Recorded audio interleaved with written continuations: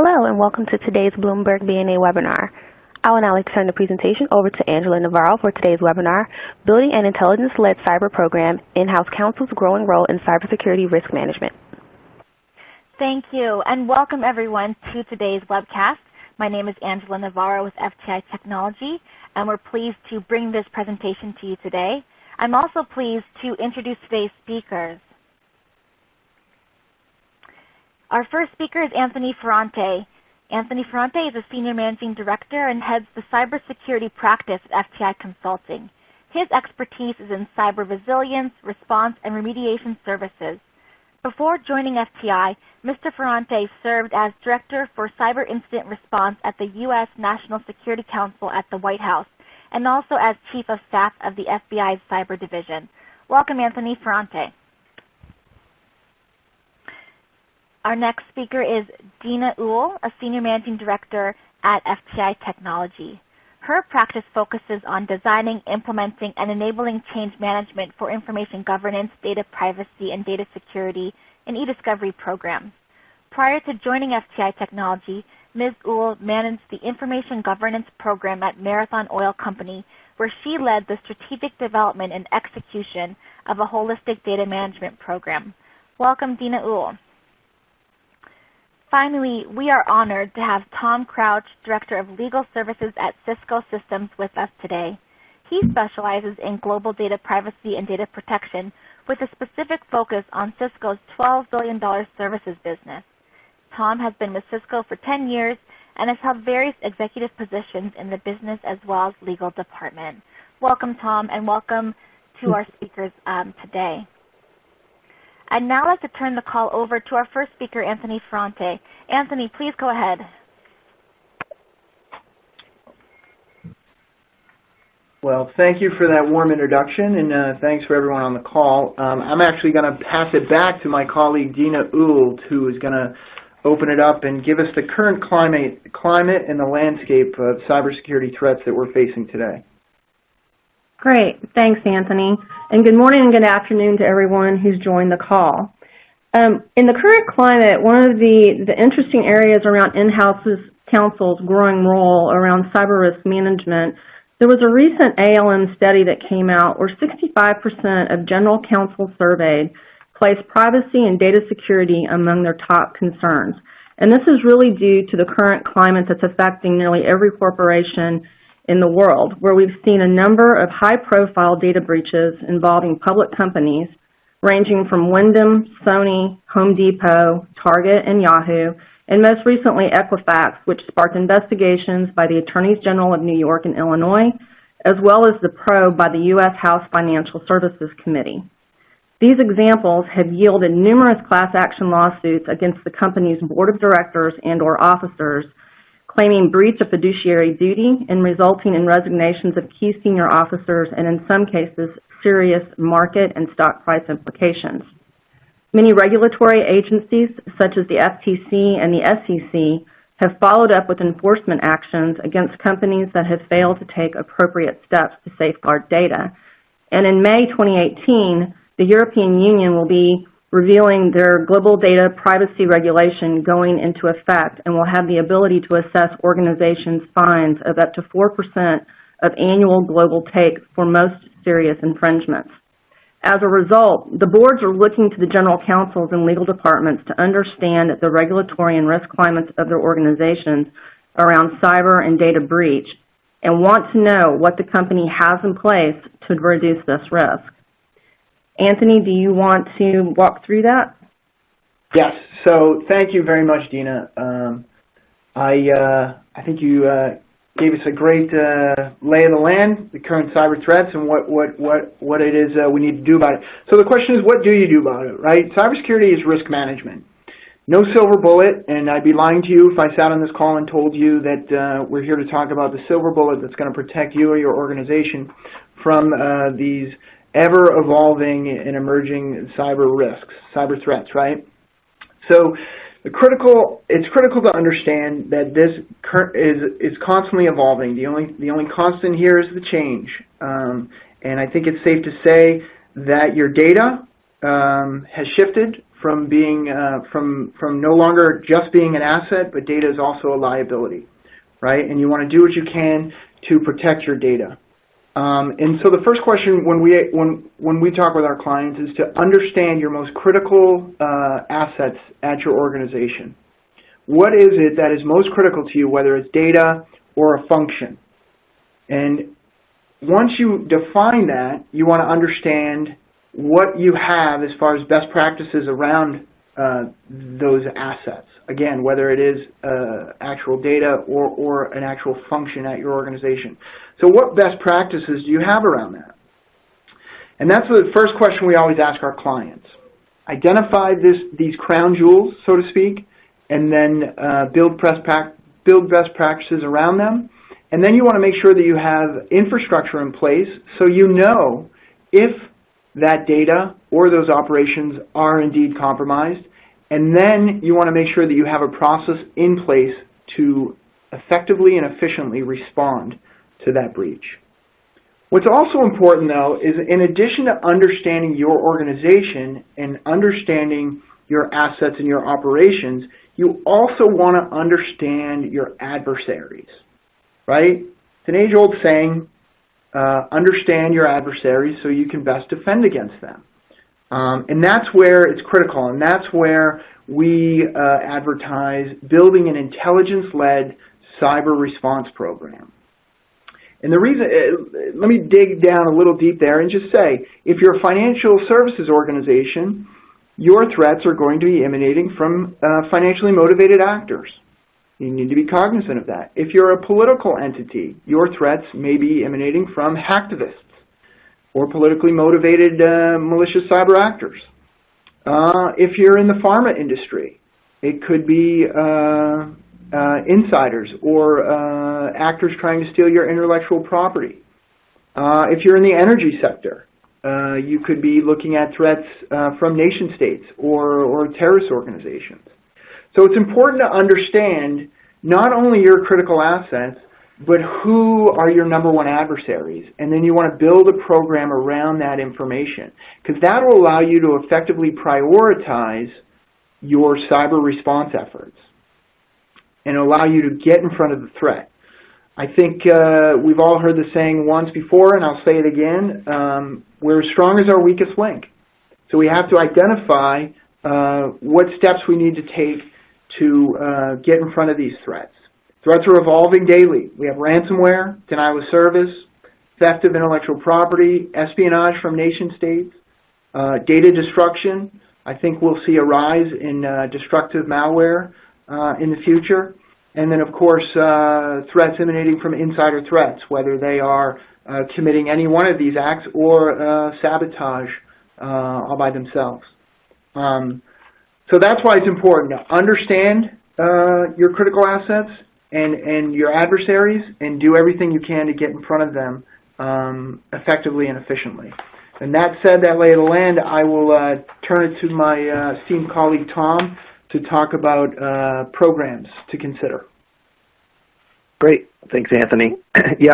We thought it would be insightful to share with you a high-level overview of what we have in place at Cisco from a corporate data protection program point of view to highlight the operationalization of what Anthony's talking about. So a lot of what he has brought up, we've institutionalized into this data protection program. So on the slide here are the 8 tracks or pillars that we've based our data protection program upon. We've had this program in place for over 2 years now and making good traction against each of these elements, but it is about the journey much more so than feeling like we will achieve a complete on each one of these things. And the program certainly has had a huge impact across the company and onto the business itself. So it's as much about cultural change and operational change as it is about anything else, compliance as an example. So I'm going to step through each of these elements and just give you a sense of what we're talking about and what we've discovered in the process along the way. So in the first area around policies and standards, we recognized that in order to build up a program, we had to have a strong framework that's built upon policies and understanding what it is we want to do and how we want to direct employees in different organizations within the company to take action. So what we found was there were a number of policies and standards across the company touching upon security, data protection, as different parts of the company tried to stand up a direction for the employees to take action. None of them were really well coordinated, so we took a step back, recognized we had to put in place a common taxonomy across security, privacy, data protection, get everybody to understand that the terms mean specific things, and then create a framework accordingly. And we have done that over the last probably 18 months and now are executing against it, and it's driven a lot of the work in these other areas. Part of that process is understanding that not all data is equal across the company. I think as Anthony's talking about what the crown jewels are. And creating a map of our data landscape is critical so we can understand where the data is, who has access to it, how it flows through the company, who and what uses and purposes we have in place so we can articulate that to our customers. Part of that is understanding taking a risk-based approach to assessing the risk associated with each of those data sets and the maturity we have in the company to drive security and other operational rigor around protecting the data. And taking further action, like data hygiene, I would call it, in the sense of we will have end customers telling us that they want us to delete information about them. We have to be able to take action against that, etc. So there's a lot of work behind the scenes in all of these that's much bigger, I think, than we recognized as we took steps to go through it, but we're making good traction against it. I think we'll talk a bit further about an incident response program, but just to highlight, for us, this was one of the first things we did. And at the enterprise level, it's really important to make sure that the program itself is integrated into the operations of the business, and that you have a virtual team in place of subject matter experts across functions, across business units, who can bring to the incidents their expertise and leverage a playbook that clearly outlines their roles and responsibilities. So this is something that we'll talk a little bit more about, but just want to make sure everybody recognizes this is critical to a successful data protection program. Governance, really important. We have to be able to understand how to enforce the policies that we've now put in place, how to work with third-party vendor management, ensure that when our board of directors are asking us information about the program and data incidents, we're ready to read out metrics and give them reports, etc. Finally, just wanted to highlight a couple things. Critically important coming out of the regulatory environment is making sure that companies are much more proactive about ensuring that privacy and security requirements are built into products, software, and service. That's something that we've done by instituting privacy impact assessments into our development methodologies. No easy task because we develop a lot of products and services. So we're well underway with that work, but no, it's going to take us quite a while to get more mature about this, but we're making good progress there. And then finally, as I mentioned, I think it's really important to recognize that driving change management and awareness and changing the culture so that all employees understand that they have a responsibility to protect our customers' data and to report incidents and to take action.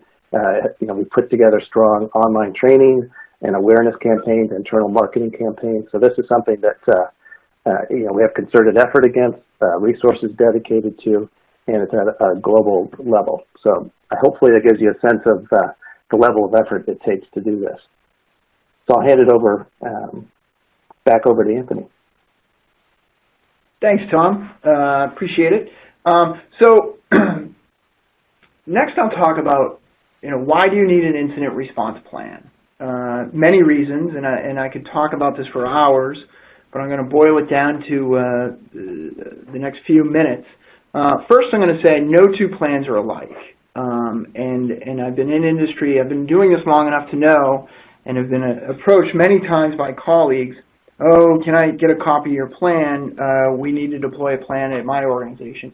I wish it was that easy, but it's not. Anyone who's lived through a breach knows that no two breaches are alike. Of course, we can learn, take some major takeaways, But no two breaches are alike, and it's critical that you develop a plan that is unique to your organization and includes the applicable information that will help your organization to, again, effectively and efficiently respond. One thing I'll say, having done this as long as I have and worked thousands of breaches in my time in private industry, government, and academia, and one thing that I've noticed, and I'm sure others can appreciate this on the call, especially our general counsel is on the call, when a breach occurs, and this is, I think everyone notices this in the public, when a breach occurs, a major breach, everyone immediately starts to focus in on that company and what they're doing immediately following a breach. Right? And they're judged on that. They're judged on their actions they took. Did they retain subject matter experts to help them navigate the breach and contain the breach? Did they immediately engage with government officials? Did they immediately notify everybody? What did they do? How long did they know about it? So I would say, and of course I'm using hypothetical dates, but I think it's safe to say roughly that when a breach occurs, from minute one until the next 6 months, everyone will judge this organization on how they responded to the breach. And that is when communication people are involved, marketing, the executive suite, of course the technical response, and everyone's working hopefully in a very coordinated, collaborative way to contain the breach and recover from the breach, which is great. I would say approximately 6 months out, the interest in the response will fade. It'll fade, and then gears will shift, and the organization will then be faced with the scrutiny of what did the organization do to prepare for such an event. That's why an incident response plan is so critical, because that response plan is what's going to be judged for the next 2 to 3 years as they go through litigation and have to defend themselves from what occurred. And if there are class action suits filed or there are damages, people are going to want to know that steps were taken to get ahead of this risk. Long gone are the days where you could say, I didn't know there was a risk associated with this data I was holding. It just doesn't work anymore, and people have taken notice, and suits are being filed as soon as a breach is disclosed. So that's why a plan is important, and of course no plans are alike. But I boiled it down to these 5 categories, and I'll just talk real quickly on them. First and foremost, you want to assess and understand your environment. Developing an organizational understanding of your business and environment is critical. Understand your business operations and understand that critical asset. Right? That critical asset could be a function, or it could just be data that you are responsible to protect. So understand that. Next, you want to defend these assets and this infrastructure. Right? Implementing and managing defensive best practices and processes is critical. You want to consider access control, training, data protection, policies, network maintenance. I think we can all appreciate this, given a high profile breach that occurred approximately a month or 2 ago, where network maintenance has been brought into question. And of course, deployment of proactive technologies. You want to make sure you have the best technologies in place, but you can't hang your hat on that technology. That is where, tying back into the theme of our briefing today, building an intelligence-led cyber response plan. You want to be able to identify threats rapidly and proactively. Okay, rapidly will be a result of the technologies you deploy. Proactively will be the result of you being able to understand who your main adversaries are. Again, back to last time I spoke, understanding who will target your organization. Again, either the data that you hold or the function that your organization conducts will be critical. identifying who that is, and you want to understand your adversary, the tools, the techniques, and the protocols that they are going to use to try to target your organization. So by implementing these two pieces, these critical elements, the technologies and the understanding of these actors, by implementing a process to quickly and proactively identify these threats, it's just going to put you one step ahead of a breach or adversarial activity. Of course, back to what I said earlier, there's no silver bullet. And I'd be lying to you if I said that there was. And I think we've all been around long enough to know that you can invest a lot of time and energy into cybersecurity, and it's not going to make you immune. It is going to dramatically help you, but it's not going to make you completely immune. And I do want to emphasize one word that I just used a second ago, because a lot of people view cybersecurity and their security operations center as a cost center.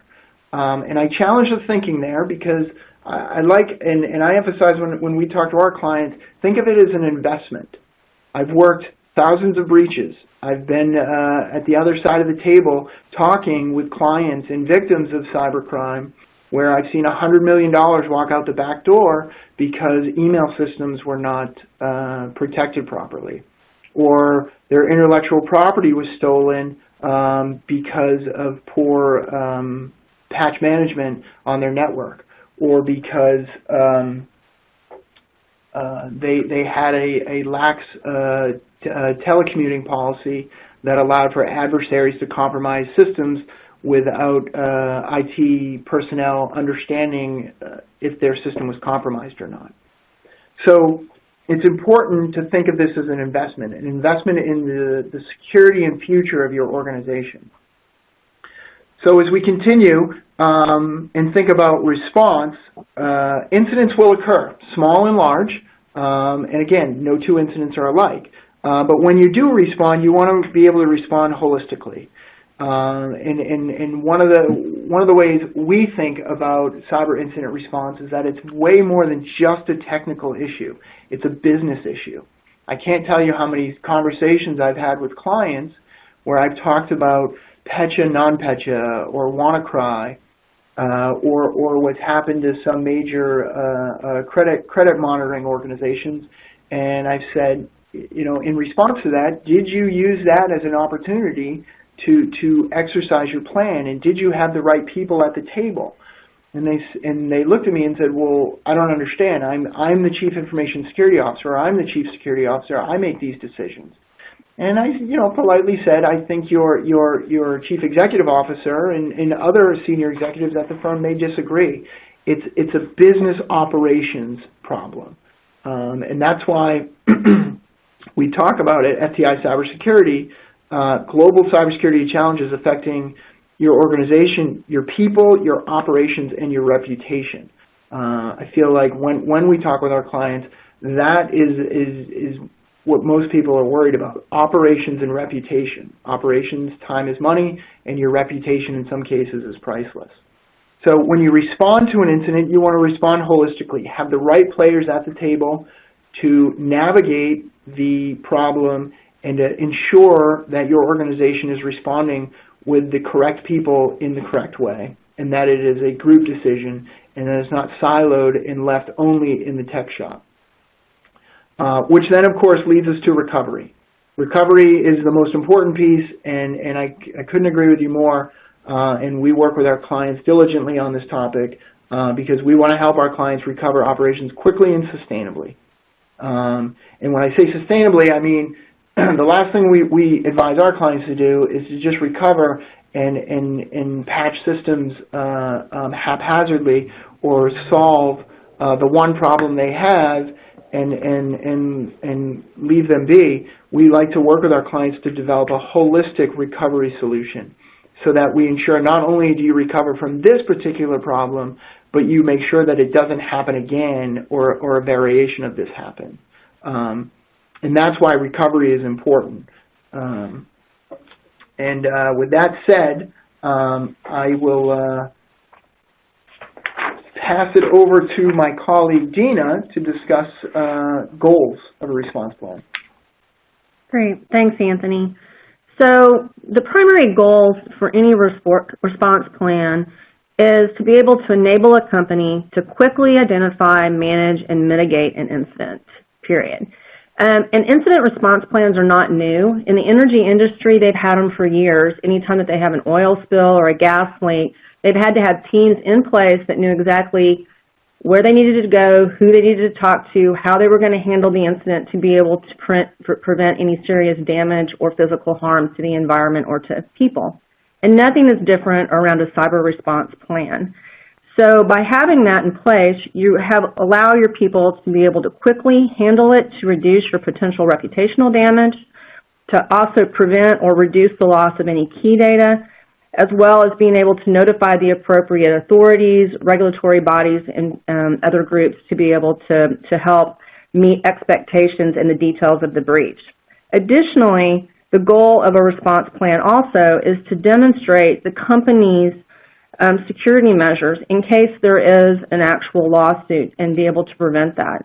And what's interesting around that is in a couple of the more recent breaches that have been out there, specifically Yahoo, they had an internal investigation that found that the security team knew that they actually knew as early as 2015 and that the attacks actually took place in 2014, but that was not publicly disclosed until last year.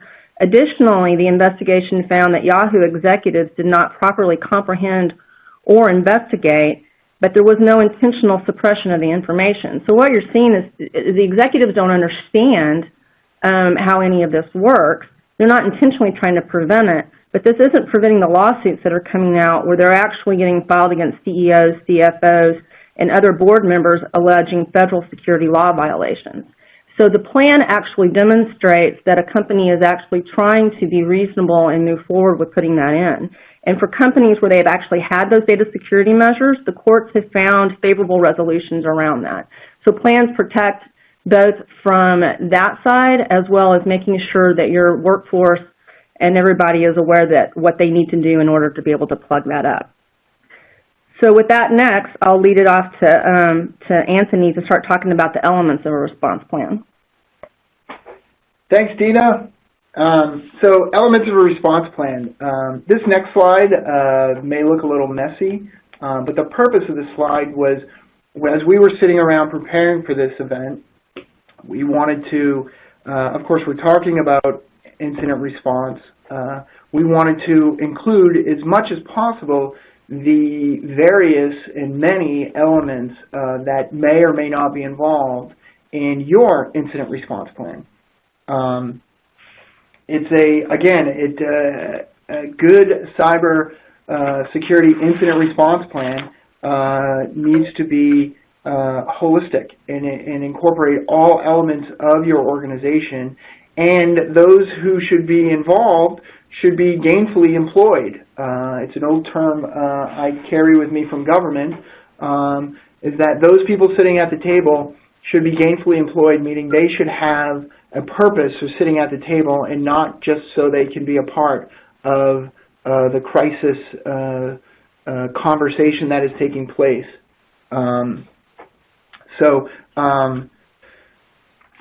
I'll touch quickly on a few and then pass it over to my colleagues because there's so many.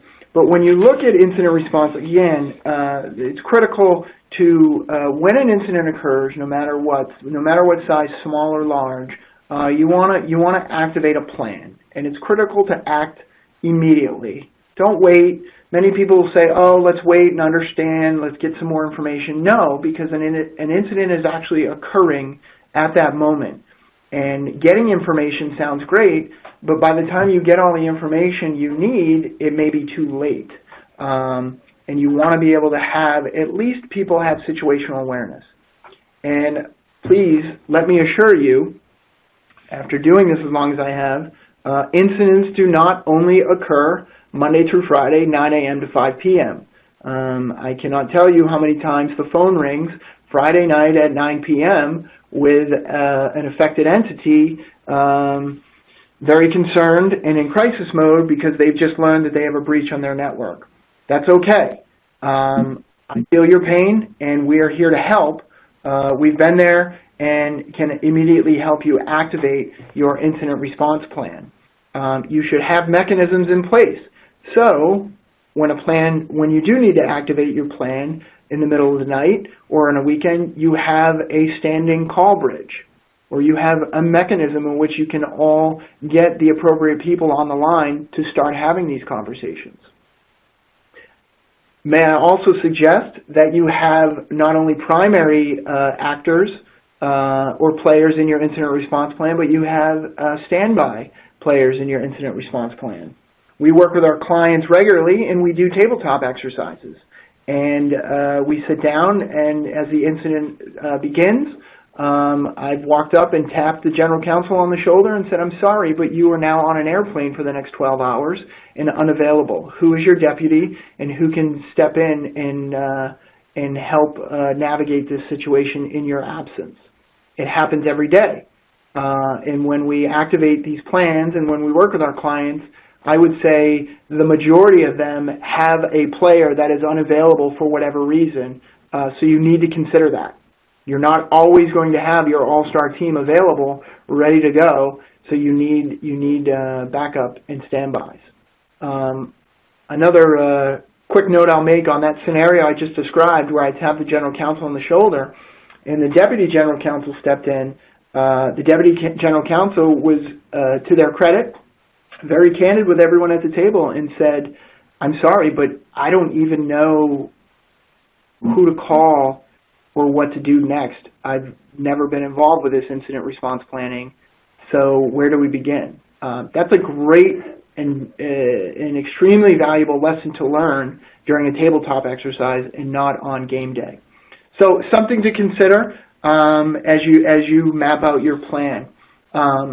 So a couple of elements I'll just touch upon. Disaster recovery. Extremely important, because if your operations do go down and you do not have access to certain information, you want to make sure you can get access to backup data as quickly as possible. Also consider disaster recovery. You need to consider if part of your incident involves communication elements, specifically email or telephone.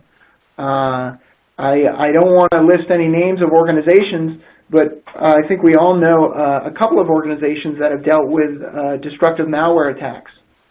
After those destructive malware attacks occurred, nothing worked. Phones, email, and in some cases, mobile telephones, the way they were configured, had locked up as well.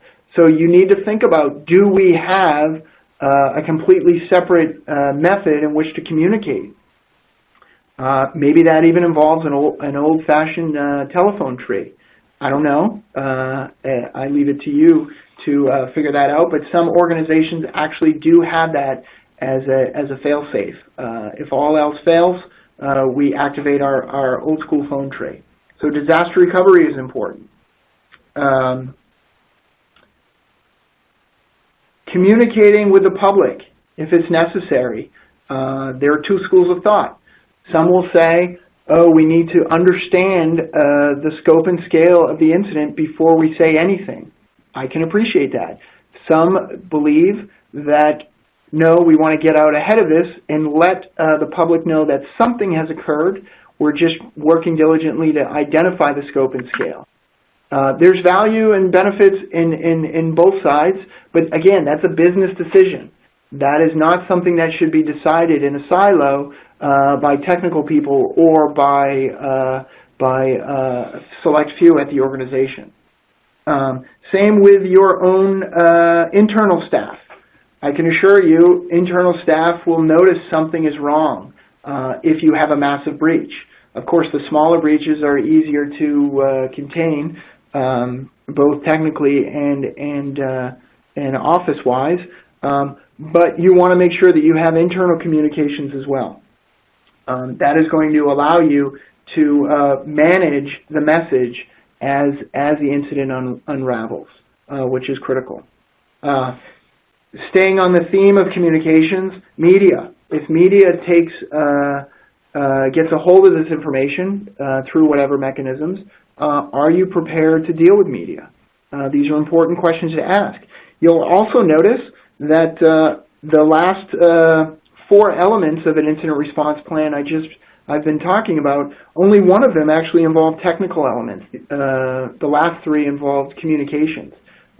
Again, FTI Cybersecurity, when we work with our clients to develop these plans, we want to develop a holistic approach to incident response.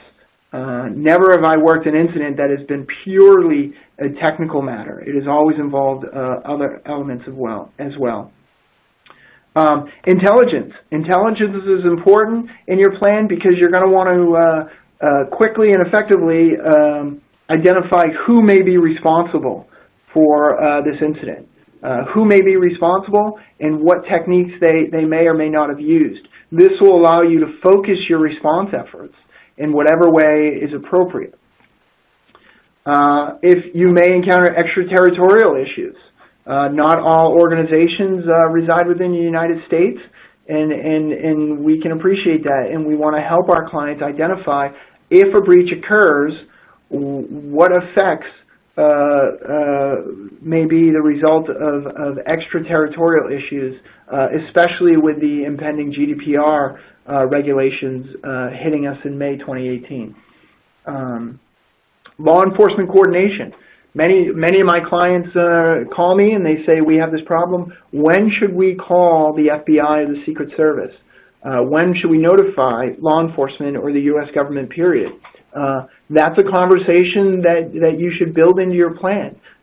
You do not have to do it immediately. I do not recommend you do not do it. I recommend you do it when you are ready and when you have a good understanding of the situation and know exactly what you're dealing with. Law enforcement and government can help.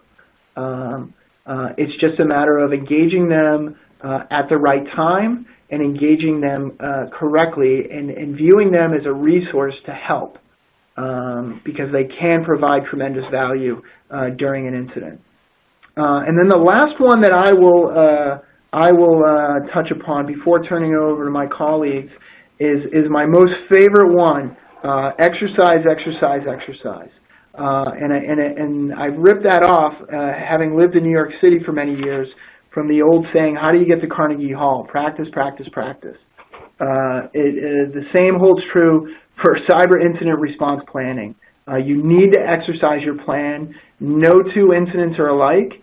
No incident is going to occur Monday through Friday, 9 a.m. to 5 p.m. And you need to be prepared for different scenarios because when an incident occurs, if you do not plan appropriately, the first thing to go out the window is your plan, right? And that's the last thing you want to happen. You want to be able to default to your plan and utilize your plan.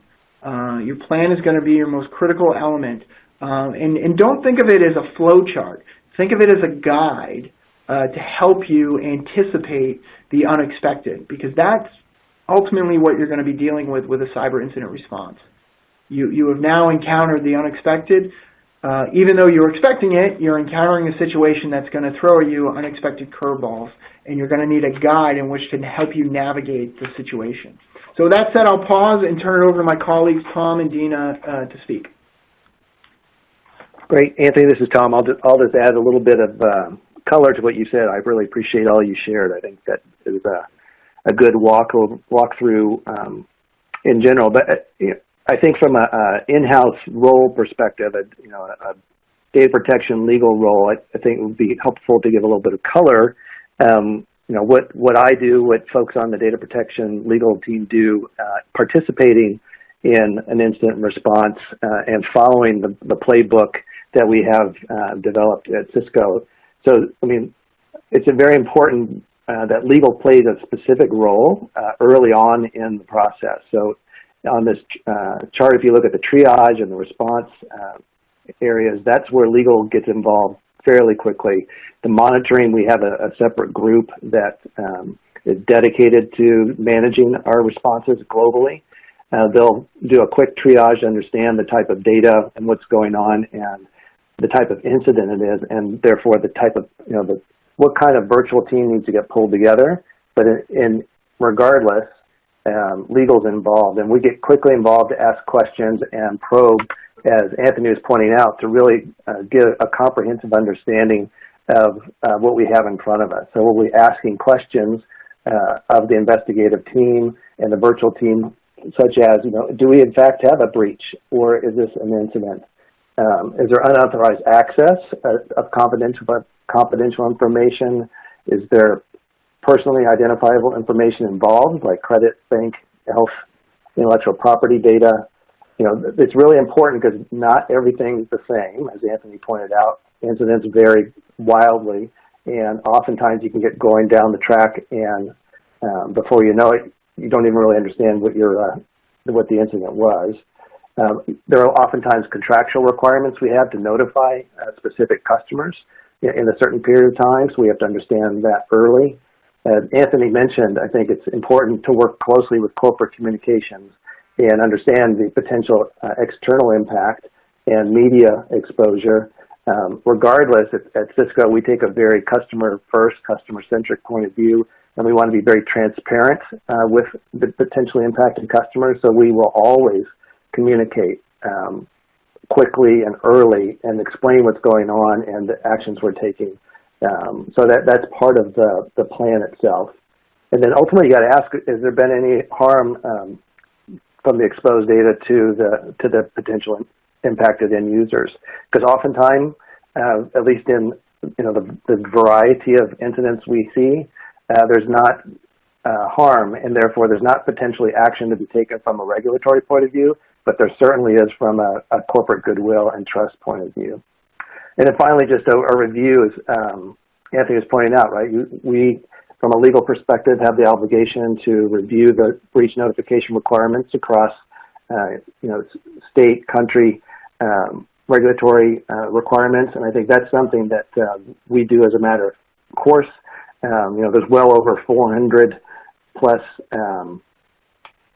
privacy and data protection regulations globally, and it's something that we monitor on a regular basis. It's not an easy task to do in an effective way. There are lots of services out there that help with that as well. So those are just give you a sense of what legal's role is in the process itself. Dean, anything from you? Yeah, and don't forget, Tom, I think one of the biggest, most important things around the legal is understanding the privilege and confidential requirements, right?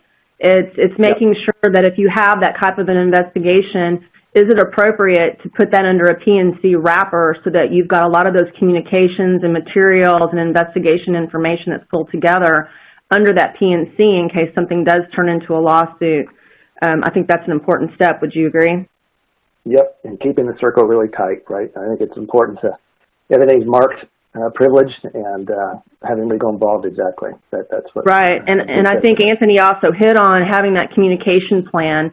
I've in some of my experience, every once in a while you'll get the excited, cyber person who fires off an email to about 25 people in the company, and you're like, oh, okay, let's not be doing that. You be, keeping those communications tight. Making sure your legal team's involved on those communications and making sure that who you're communicating with are the appropriate people. Great, thanks. So I'll pass it back over to you, Anthony.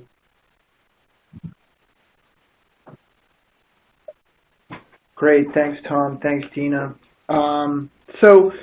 Just recap, I think we've had a great conversation today, and I'm grateful for not only our speakers, but also our audience who took time out of their day to jump on this call.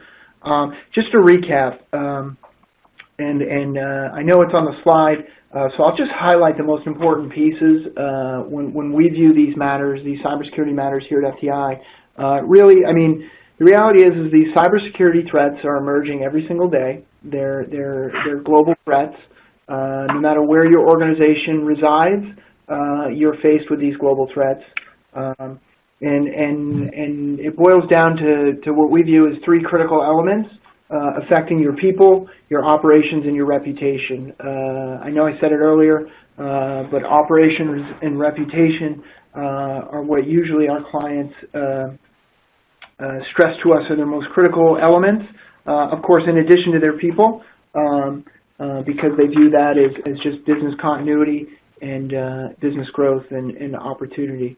But what I'll say is it's important, as we said earlier, to understand your critical assets and understand not only your critical assets, whether that's data or operations, but understand that, and then understand your adversaries and build a program around those two elements, because it's going to allow you to strategically and effectively invest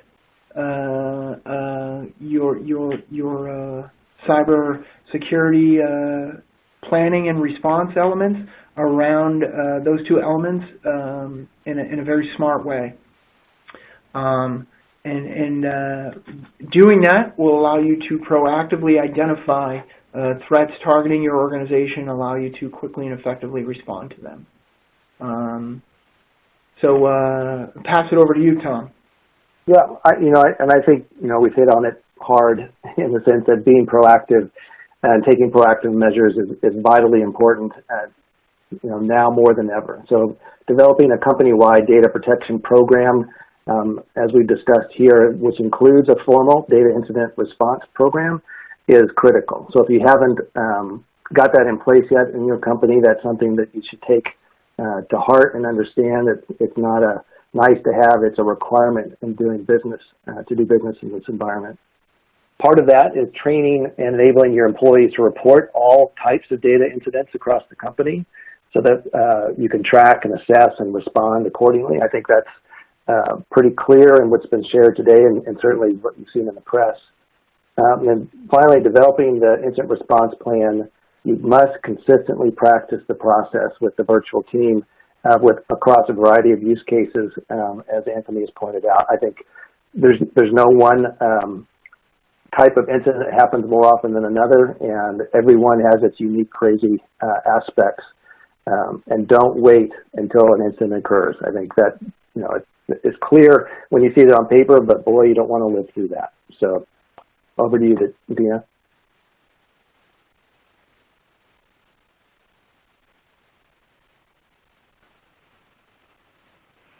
Hi there. Yeah, so Dina, if you would like to share your final thoughts on our recap slide, you might be on mute there. Yeah, sure. Sorry about that. Sure. So as Anthony hit on earlier, cybersecurity is a shared responsibility. This is not just an IT issue. And it's really amazing to me when I go in and talk to companies about implementing information governance programs, about how companies really think that, oh, well, that's IT's problem. And honestly, it's not. I mean, it's the weakest brick in the house is going to bring it down if you're not real careful. And the number one thing I think around all of that is train your workforce. You really need to make sure your employees, your contractors understand the implications with these types of cyber and data breaches. And what's really interesting is, I think in one of the recent studies by Poneman out there, is 40% of data breaches are actually caused by inadvertent employees or insiders. They're not intentional. It's the person who actually accidentally clicks on that phishing email that causes the entire network to go down. And you really need to make sure that they're aware of it and keep them trained up to make that happen.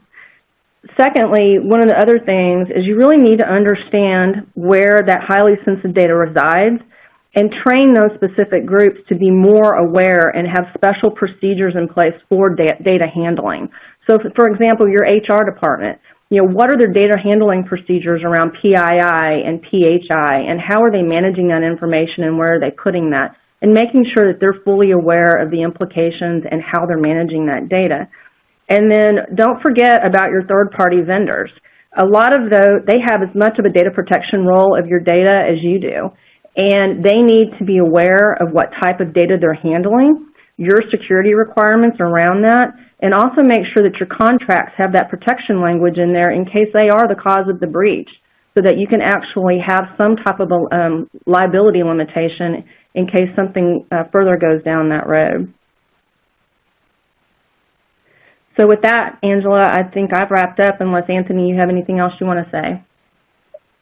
No, I have lots to say, but I understand we have to open up for questions from the audience. So I will pause until we have a question. Great. Thank you, Anthony Ferrante, Dina Uhl, and Tom Crouch. I'd like to remind our audience that you can submit questions using the Q&A tool located on your screen. And if we are not able to get to your question due to some time constraints, you may receive an email response. So this first question that we have here, Anthony, this one is for you. The question reads, what element can an entity focus on to gain the most traction in integrating data protection processes into the business-as-usual thinking? Okay. Can you repeat the question? Yeah, sure. It is what element can an entity focus on to gain the most traction in integrating data protection processes into a business-as-usual thinking?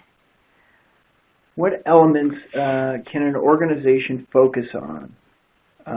Well, I would start with the human elements.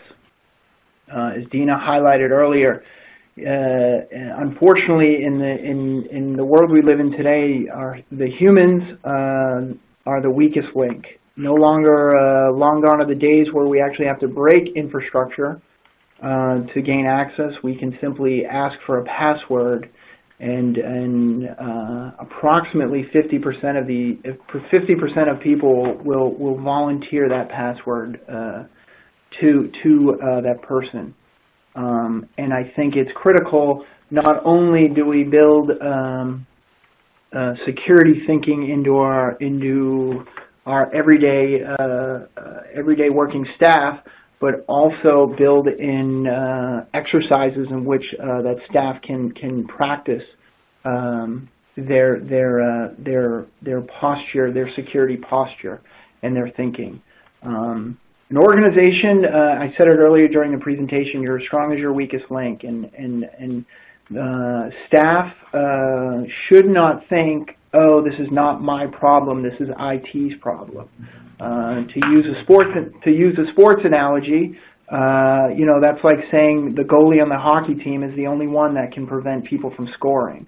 No, it's a team sport, and everyone can participate and help proactively combat threats that are targeting an organization.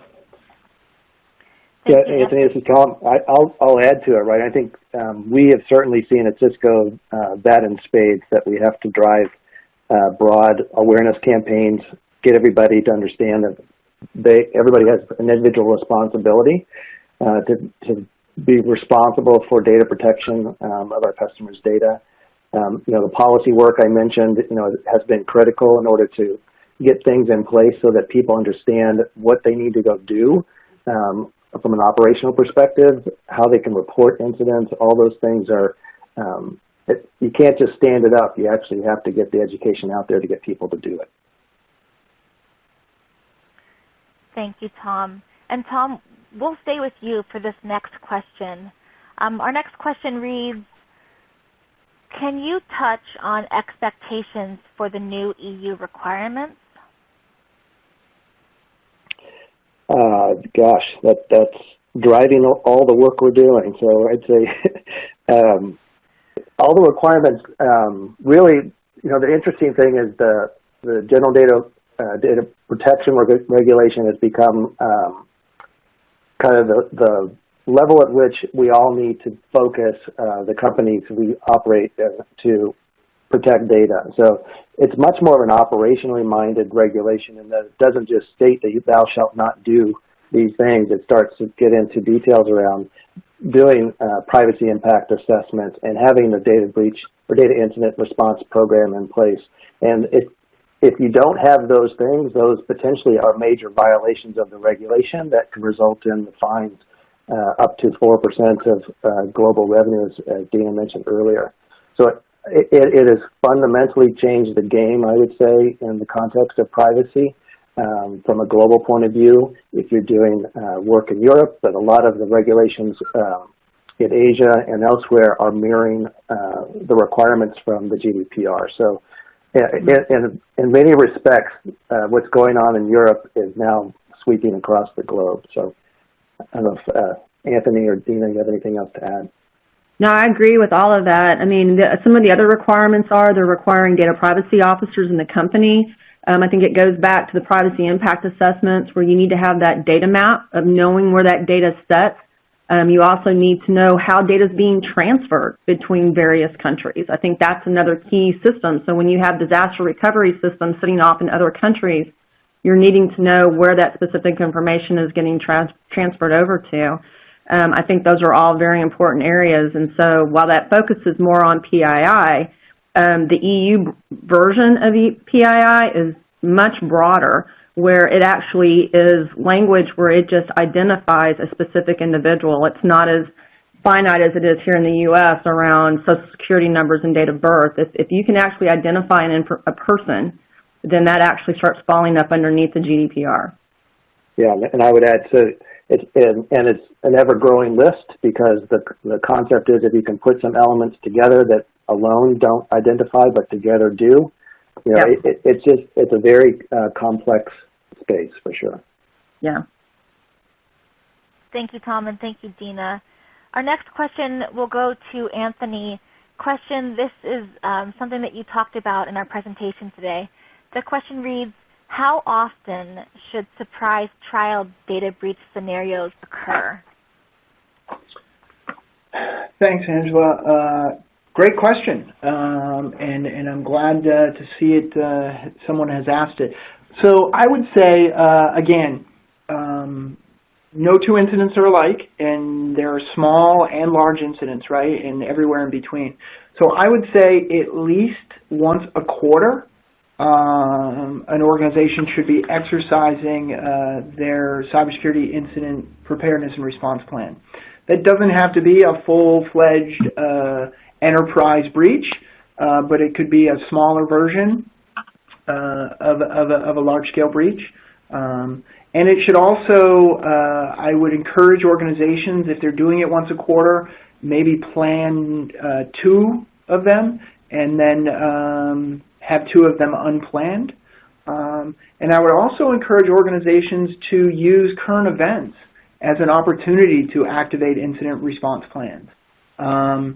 Earlier I had said I had referenced Petya, non-Petya, and WannaCry. In my conversations with clients, I encourage them to use that as an opportunity to activate your incident response plan. Just because you were not hit with Petya, non-Petya, or WannaCry doesn't mean that you were immune from it. It means that you just did not get hit with it at this particular time. So why not activate your plan, put people on standby, and say, okay, we are activating this plan, everyone's on standby, the slightest hint of infection, and we will deploy full resources and activate this plan fully. It's just really easy. It's a great opportunity to exercise and allows people to think with that unique mindset. Okay, a major cyber incident is occurring around the globe. It could affect us. Let's make sure we're prepared for it. Excellent. Thank you, Anthony. And thank you also to Dina and Tom for sharing your expertise with us today. This concludes today's presentation. We appreciate your time and attention, and I'll turn the call back over to our friends at Bloomberg DNA. Great. Thank you so much for your presentation. I hope everyone found today's discussion to be helpful and insightful. You can register for future Bloomberg BNA webinars by accessing our store at www.bna.com/learning. You will currently see instructions on how to earn credits for attending today's webinar. Please go to learning.bna.com to retrieve your certificate. Sealed certificates may take 4 to 6 weeks to appear depending on the jurisdiction requested.